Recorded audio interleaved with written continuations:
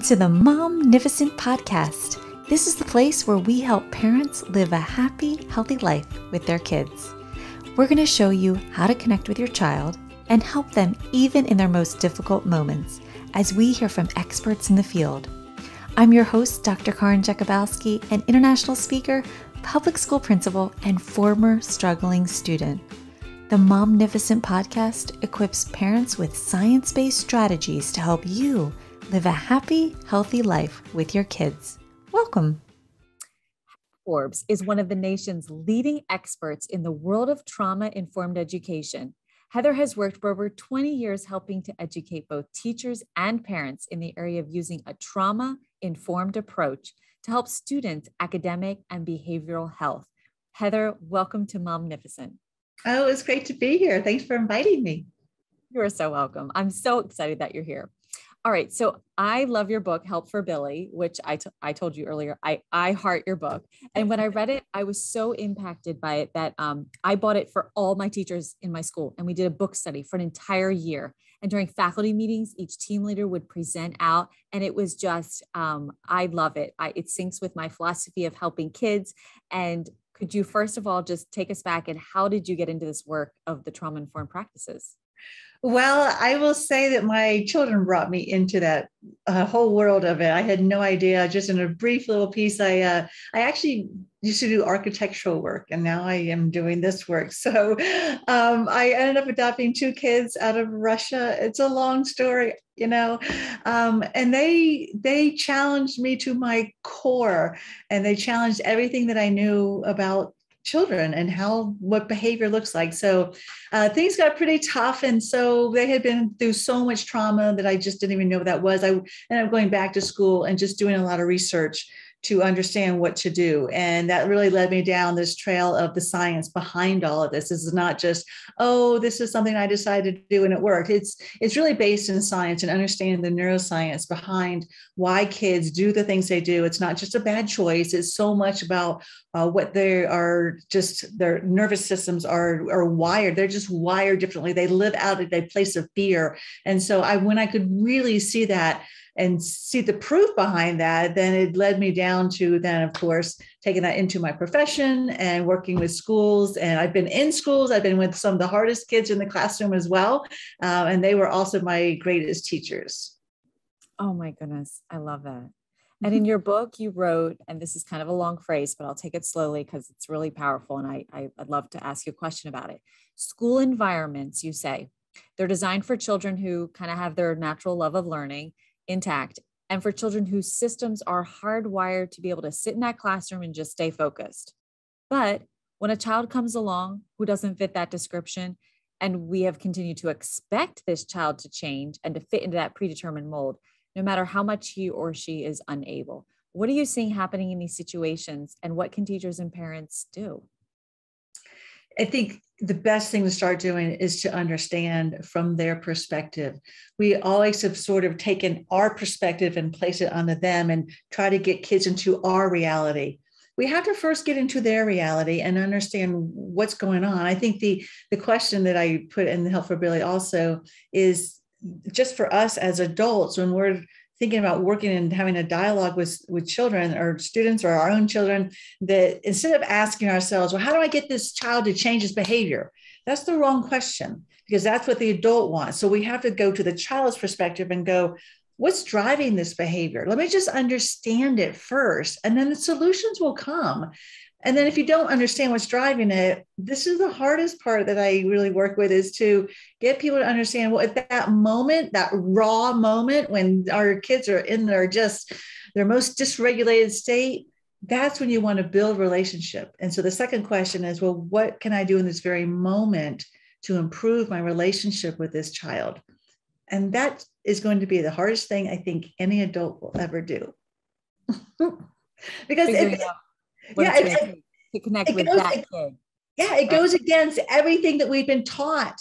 Because we've been taught to say, well, when a child's misbehaving, you don't want to give them attention because then you'll be reinforcing that negative behavior. Well, that is not correct, because what you're doing is you are ignoring that child. And these are children who already have deep histories of rejection and abandonment. And then you emotionally abandon that child in that moment, they're going to spiral down and get worse.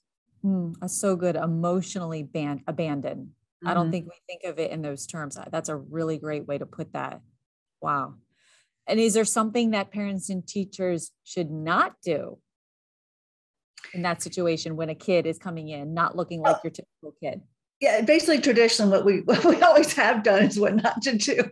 And let me kind of go back to that. And let me just put a little understanding of why. So when children are in a very, what I call a dysregulated state, they're upset, they're stressed out, they're in that raw state. They typically are going to be in a lower part of the brain, meaning that they are functioning then in what's called the midbrain. That is the emotional side of the brain. And that is where the fear receptor is. And so in that moment, children are not thinking clearly. They do not have access to rational and logical thought. Language is not processed as much. Sequential thinking is not put in. I mean, we just can't think clearly in steps of A plus B equals C. And so unfortunately, what we've done traditionally is we've gone to more of a sequential motive. And we said, okay, well, if you don't do your homework, then you're not going to be able to do this. If you don't turn your paper, then you're not going to do this. That's sequential thinking. When a child is upset, they actually don't have access to that part of the brain. And we have done brain scans on that. And you literally will see that there's no blood flow to that part of the brain. So what we have to do is understand them where they are in that moment in time and meet them there. In the midbrain, that is the part of the brain where life happens in the next 15 seconds.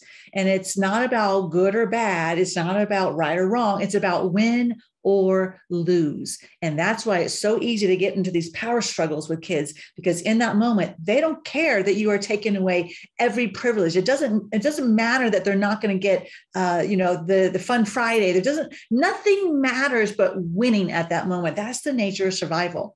So when we can connect with our students at that moment, or our children at that moment with relationship, that's when we can start calming them down and getting them back to that rational thinking part of the brain. So what does a teacher or parent do in that moment? What are your first steps that you tell them, as a parent in that situation? First step is to do nothing with that student or child until you are calmed down. Now that is not, some people take that, oh, well, it's not my fault. No, it's not. But if you want to put yourself in the most, quote, power, and I put air quotes on that, in the most place of influence to change the outcome, you can't be reactive. You have to change your state and just let the outcome go in that moment and trust the process of love and relationship. And that sounds kind of fluffy, but it's because it's when you can connect in that moment with that child, you are connecting with a part of their brain that needs soothing, that needs the ability to go from that high state of arousal down to that calm. So the first thing to do is check in with yourself, make sure you're not reactive, take that deep breath, calm yourself down. And this is, again, the hardest thing you do, but to trust, you know what, this child right now needs me. He doesn't need it doesn't need the rules. He doesn't need the logic. He can't listen to that right now. And I know that's going to be hard, but you have to understand there's a process to this. Once that child is calmed down, well, then you teach the rules, then you hold accountability. If there's a consequence, then there's a consequence, but you don't do it in that moment, because there's something called progression to aggression. And when you give more of the rational thought and, the logic, well, you need to do this, and this combative piece for me against you, that's where you have kids completely fall out from anything. They just get worse and worse and worse and loop into that really negative cycle. That's so good. Thank you for taking the time to just walk us through that. So we've got kids returning to school in person, and for some, it's been over a year. Oh. What are you seeing kids and parents struggling with, and what's one thing parents and teachers can do right now to support them? So I think the level of uncertainty going on right now, not just for our students, but for teachers and administrators and everybody, and parents as well, because parents are trying to get back to work and then they don't know, it could be literally tomorrow that everything shuts down. And we obviously have a history of that. So I've always said that trauma happens by surprise. Trauma happens because of there, you never know what's going to happen next. And that's what we're living through right now. So we have to understand that our kids are going to come back without any type of security that they're okay, that things are going to be okay, because they've lived already through times that aren't in the last 18 months. So, and I think also for us, I was doing a big training yesterday with the whole district of teachers. And one of the questions was like, what do we do? How do we maintain our sanity of not knowing what's going to happen next? And so it's very hard to recognize that. And so what to do? What I really work with teachers, and especially beginning of the year, is in the classrooms, whether it is elementary to middle school and high school, is to develop a sense of family. Family culture is the number one things to ground everybody, to get connected. This is hard, especially right now, because so many of our students lost so much learning last year. I mean, some of our kids were MIA, they were just missing. And now all of a sudden they're showing up a year later. And so the inclination will be, let's get back to academics. We got to get this done, but we're so far behind. That kind of stress onto a child who's already overwhelmed is going to be a recipe for disaster. So I think that we have to, again, I say my sort of catchphrase is trust the process. And it's hard at the moment to do that, but trust that process of connection, get connected, get grounded, get reestablished, develop that sense of togetherness in the classroom where everyone has a sense of belonging, and then bring out the academics. And the reason for my years of experience, obviously I've never lived through a pandemic, but years of experience of working with children who are behind in their academics, even when you can do that in pre-pandemic times, I always saw kids catch up. I mean, our children have a natural love for learning. Let's get them calm. Let's get them in the correct part of the brain, get them to a place where they have some stability. And that little light, that little fire will come back on, but we've got to make sure that we ground everyone first.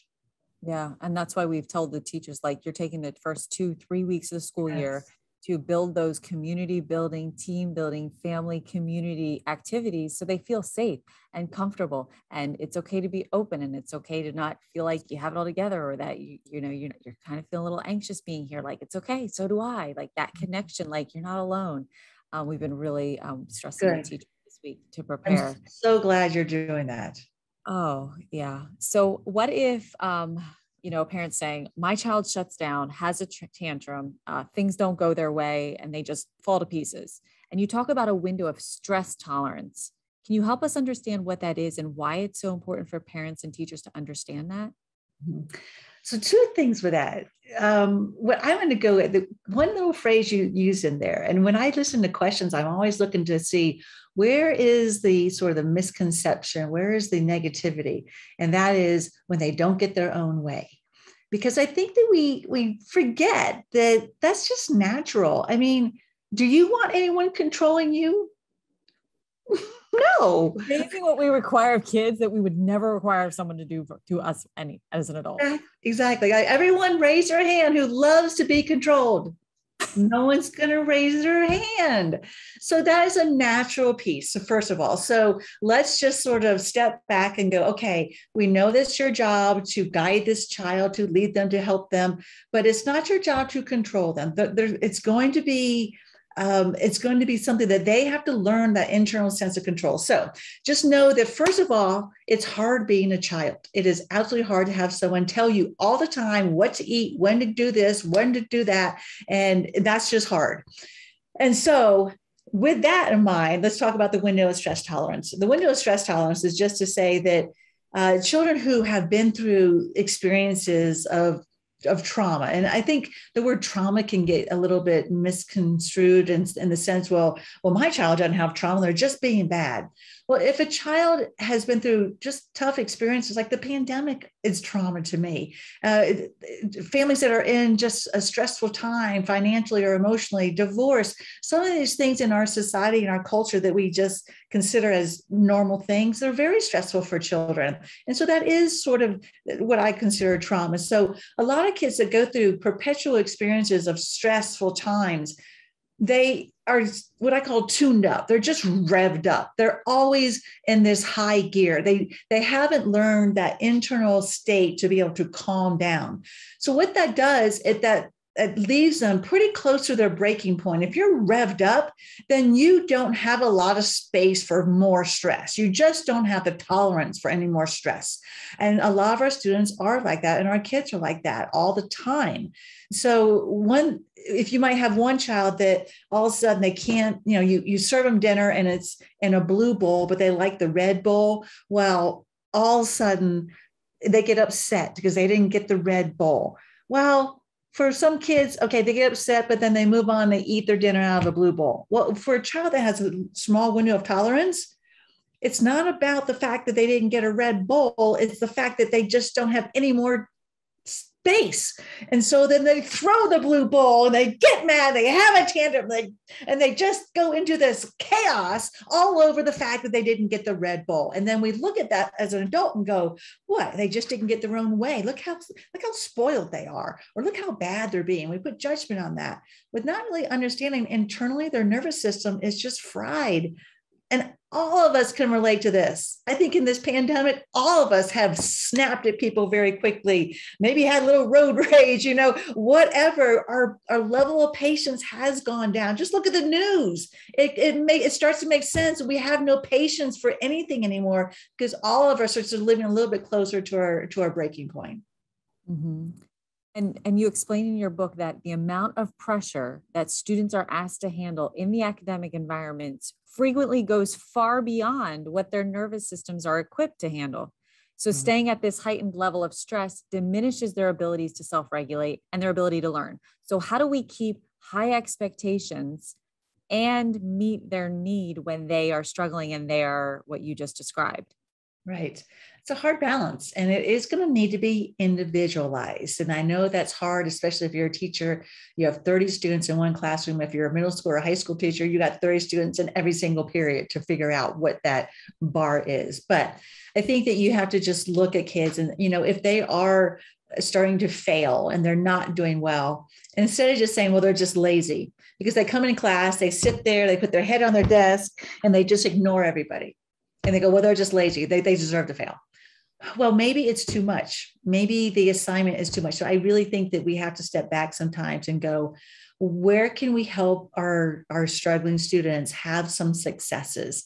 It's not that you're lowering the bar. I mean, you are, but not forever. This is a temporary piece. You're going to lower that bar to say, hey, Billy, instead of doing 25 math problems, I'm going to cut this down just to 5. You just do 5.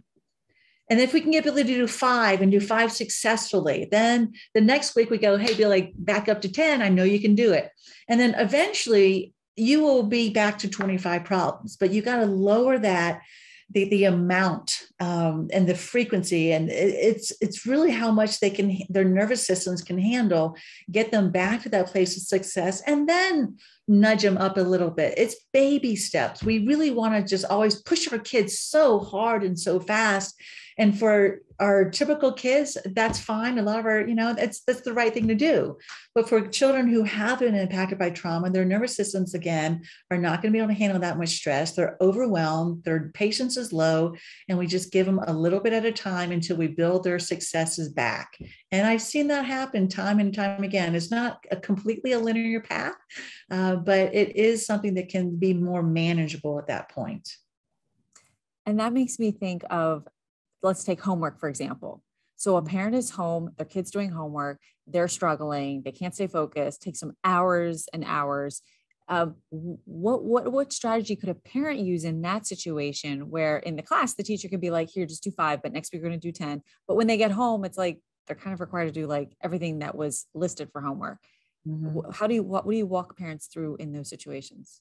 I think, first of all, what the parent can do, and I'm having flashbacks to my own children, like by the time children get home from school, they're tired. They're worn out. They have been able, a lot of our students actually do really well in school. And they put out every single effort to be, quote, normal, to fit in.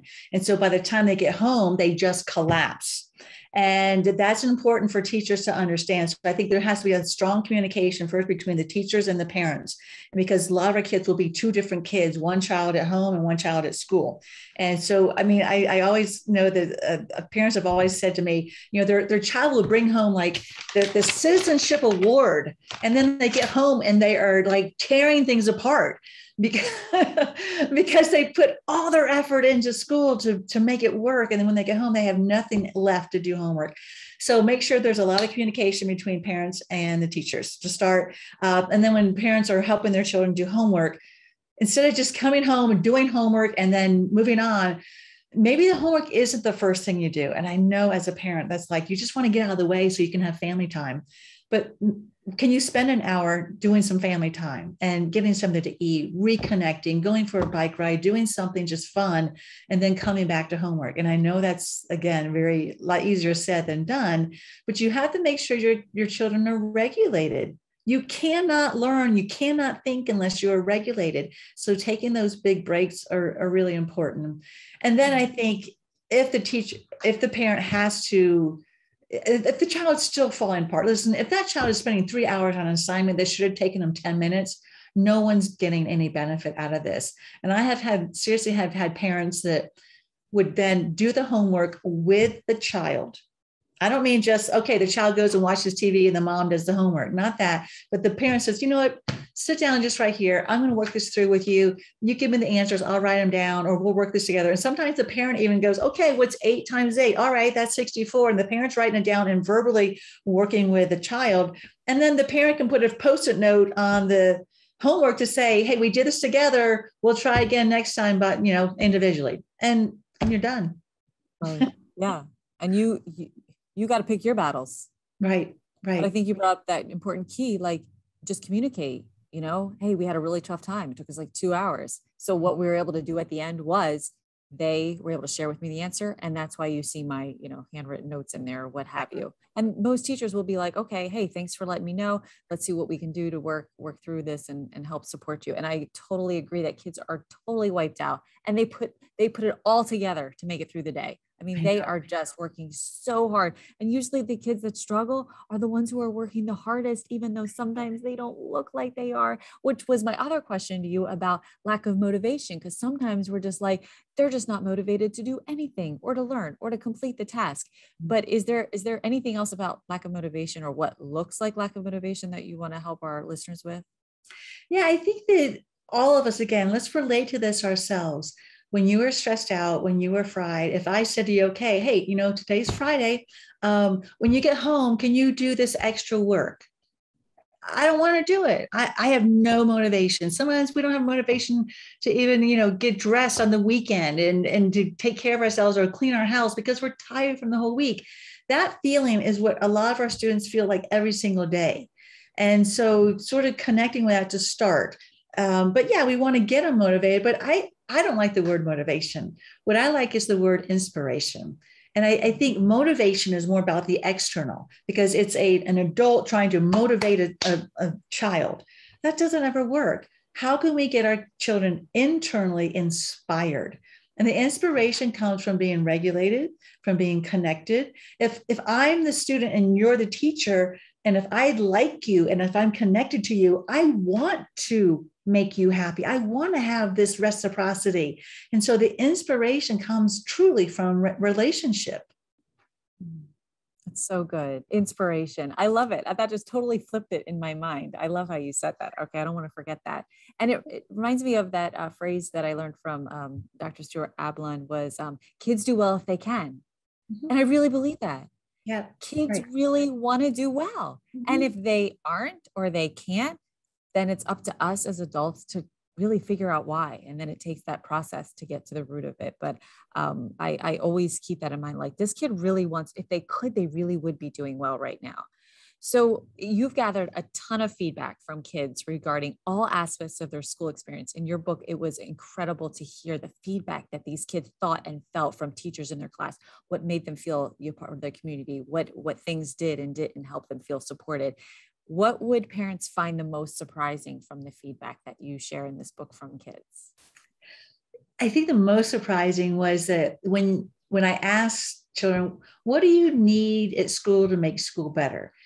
I think what we think of adults, we're automatically going to think, oh, they're going to want a brand new computer, or they're going to want an Xbox on their desk. We think that they want these big things that we think, oh, we can't afford that. And we get all in this state. They were basically saying, if I had more friends, school would be better. If I had my baby sister at school would be better. If I love school this year because we had a bunny named Fufu, like from a fifth grader. That's not from a kindergartner.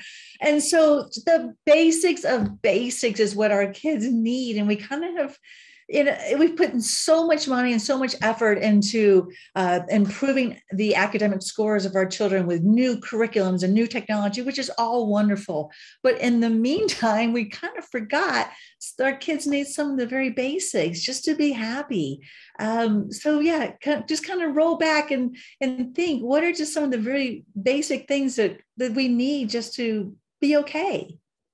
It's almost like you kind of just think of being a kid yourself. Like if you Right. just kind of sit back and it's funny because some people, like, I'm such a kid at heart that sometimes I kind of act like a kid, but I get so excited about things over the little things, but that's kind of like Right. what kids do. And so sometimes it's easy to connect with kids, but that's just what it reminds me of, you saying just that simplicity. Like, they have no pretense.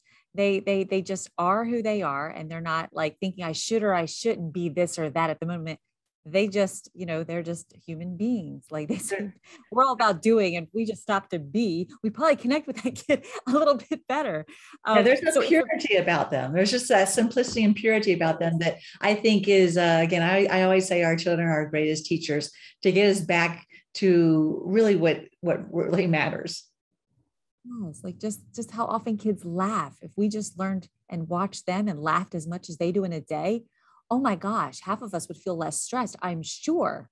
Yeah. Like that simple thing. If there was a study done of like how many times a kindergartner laughs in a day or a week, and it was like 500 times, and I was like, oh man, you and I. Okay, I'll speak for myself, and I'll be like, when's the last time I really had that good belly laugh, right? But it's so good for us and the soul. So if a parent has a child that is, I already talked about the homework one. Let's go to my next one. What are the biggest challenges you see parents facing right now?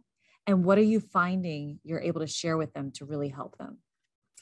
Well, I think pandemic is obviously the biggest challenge, and it's hard not to let the political piece of everything infiltrate. And so I think that the best thing is, again, coming back to some of the basics and really building that relationship. And I know that's hard when you're stressed out, when there's so many things to do, but that family time is so valuable. And when I say that, I just have these visions of our challenging kids, because the minute you try to have family time, they try to create something fun. Who's the child then that sabotages it all? It's the child that is the most challenging. So it does become something very challenging as an adult, as a parent, to try to create some family time, to create some togetherness, because our kids that are stressed out, they have hard times with that as well. So, I'm kind of giving you one advice, and I'm giving you also my complete empathy on the other side of that. But stop everything and just slow down. That's the biggest thing I would say, is just slow down. Family time doesn't mean packing the car and going off to some camping trip. That might be too much. Camp in the backyard, because you know what? That may be all they can handle. It might be a little more fun. And then you can always stop the camping trip if it goes too bad, right? So just simplify, just reduce. Again, how much can your nervous system handle, but certainly then how much can your children's nervous system handle? Hear parents saying right now, my child is like terrified to go to school because they think they're going to get COVID.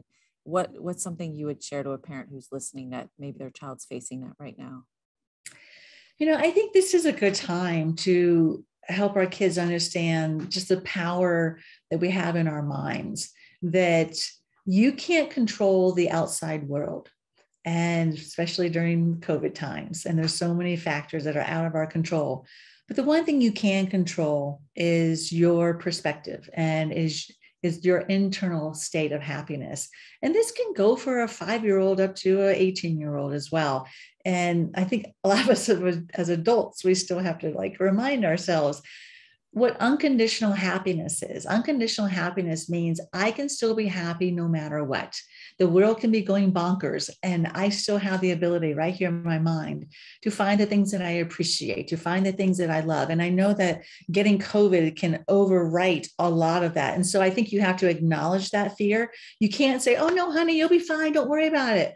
Because if you push it down and ignore it, then that's going to just build more of it. So I think you listen to their concerns, you listen to their fears, and you say, yeah, I know it is a little scary, and we're doing everything you can, but that it is hard, and talk to them like that. On a scale of 1 to 10, how scared are you? And listen to that. As parents, we try to fix things. We try to make things better. We can't always do that. And then you come in with a positive and go, okay, but this is the reality. I understand your concern, and you're completely validated in that. But what can you do for yourself? How can you work through this? How can you find the wonderful things in life despite the COVID threat? So I think it is navigating the world, and that's a great life lesson. We're not always going to be stuck in a pandemic, but there's always things that are going to be out of our control. And so to have a parent listen to that, validate it, what I say, maximize. I love maximize. And we tend to minimize, right? Minimize is like, oh no, honey, you'll be fine. We're doing this, you're doing that. And we squash the concern. I want you to maximize that, but then give the reality and empower them with what they can do with their own mind and where they can find the happiness and the gratitude and to be able to find that balance through life. And it could be as simple as just asking them like, okay, what's one thing we could do right now that would make you feel better, or make you smile? What would make you smile? Okay, that's a great idea. Maybe we can't do it right now, but at least it gives you as the parent an idea of this would really, and I'll use that phrase, fill my kid's bucket. Yes. Just fill them up again. And then they can control that, right? Because if you give them something they control and they have power over, then they feel like they have more ownership of the situation in the midst of all the uncertainty, right? Exactly. And I think never underestimate the power that you have as a parent, as a teacher, as an adult to listen. Just listen. Again, you're going to want to go in there and fix it all. Just listen. And sometimes it will be, a lot of times our kids, once you listen, they will find the solutions, which of course is the most empowering of all. So powerful. So in closing, if you only had one statement that I know you said a bunch of things and I'm like, why are you asking me for one statement? But if you could leave us with one statement that you would share with moms, what would your mantra be for them? My mantra would be, it's not about me. It's not about me.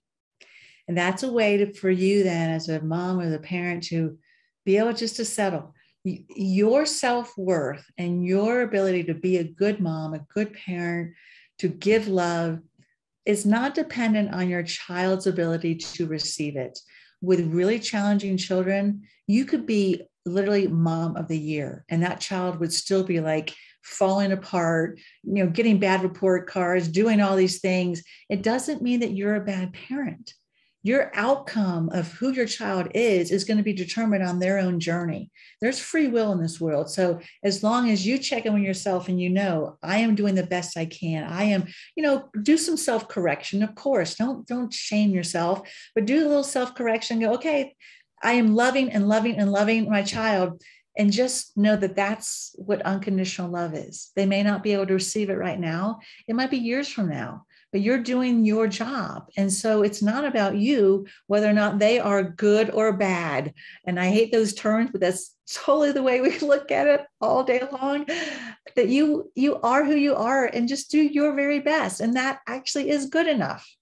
I love it. It reminds me of that phrase, I am enough. Mom, just tell yourself, I am enough, regardless of what happens or what goes down. You as a human being that is magnificent, which is why I love the title of this podcast, Momnificent. Mom, you are magnificent.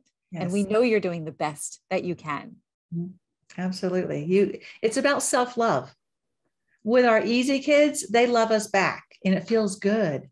With our hard kids, they don't love us back, or they at least don't show that they love us back. And it doesn't feel good. So build and build and build your own self-love, your self-validation. I think this is a very grounding experience, and it's an experience for understanding what true joy is. Joy is something that can be unconditional, whether or not the world is falling apart, your kids falling apart. It's all about what you can be able to bring in and internally be able to process and hold that space for yourself. Thank you so much for that.